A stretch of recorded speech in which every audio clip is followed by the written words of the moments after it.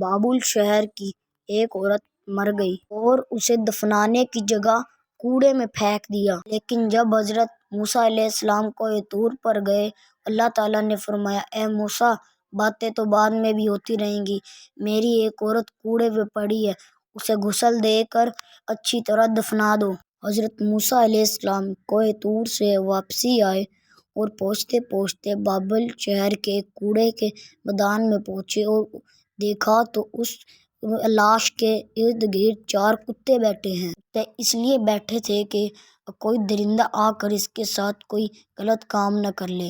پھر حضرت موسیٰ علیہ السلام نے فرمایا، کتوں، اسے میرے اٹھانے میں مدد کرو اور اس لڑکی کے گھر لے کے چلو مجھے۔ حضرت موسیٰ علیہ السلام اس عورت کے گھر گئے اور انہیں گھر والوں کو کہا، آپ نے ان کو کوڑے میں کیوں پھینکا؟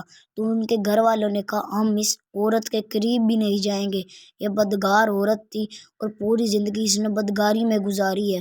پورے گاؤں والے کوئی بھی اس کا جنازہ اٹھانے کو راضی نہیں تھا۔ حضرت موسیٰ علیہ السلام اپنے بھائی کے پاس گئے اور کہا، حضرت ہارون علیہ السلام، اس جنازے کو اٹھانے میں میری مدد کرو۔ دونوں نبیوں نے لاش کو اٹھایا اور جب غسل دینے کی باری آئی تو گاؤں کی کوئی بھی عورت اسے غسل دینے کو راضی نہیں تھی۔ پھر حضرت موسیٰ علیہ السلام نے اپنی زوجہ اور بہن کو کہا کہ اس عورت کو غسل دو، اور جب حضرت موسیٰ علیہ السلام کی زوجہ اور بہن نے غسل دے لیا تو حضرت موسیٰ علیہ السلام اپنے بھائی حضرت ہارون علیہ السلام کے ساتھ اس عورت کو دفنا دیا۔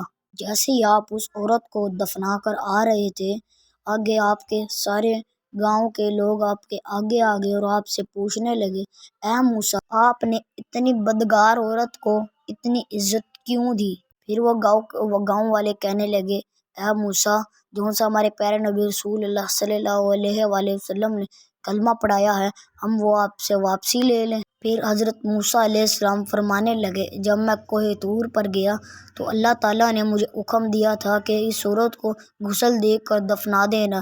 اگلی بار جب میں کوہ طور پر جاؤں گا تو میں اللہ تعالیٰ سے پوچھوں گا، پھر آپ لوگوں کو بتاؤں گا۔ حضرت موسیٰ علیہ السلام کوہ طور پر گئے اور کہنے لگے، یا رب، مجھے گاؤں کے لوگ کہہ رہے ہیں کہ آپ نے اتنی بدکار عورت کو اتنی عزت سے کیوں دفن کیا؟ پھر اللہ تعالیٰ فرمانے لگے، اے موسیٰ، ہاں، آپ ٹھیک کہہ رہے ہیں، اس کی پوری زندگی بدکاری میں گزری اور یہ عورت بدکار تھی، لیکن جب ایک عورت ایک جگہ سے گزر رہی تھی، وہ کتا پیاس کے مارے تڑپ رہا تھا۔ اس عورت نے کنویں میں اپنے کپڑے گیلے کیے اور کتے کے منہ میں پانی نچوڑ دیا اور کتے کے جسم میں جان آئی۔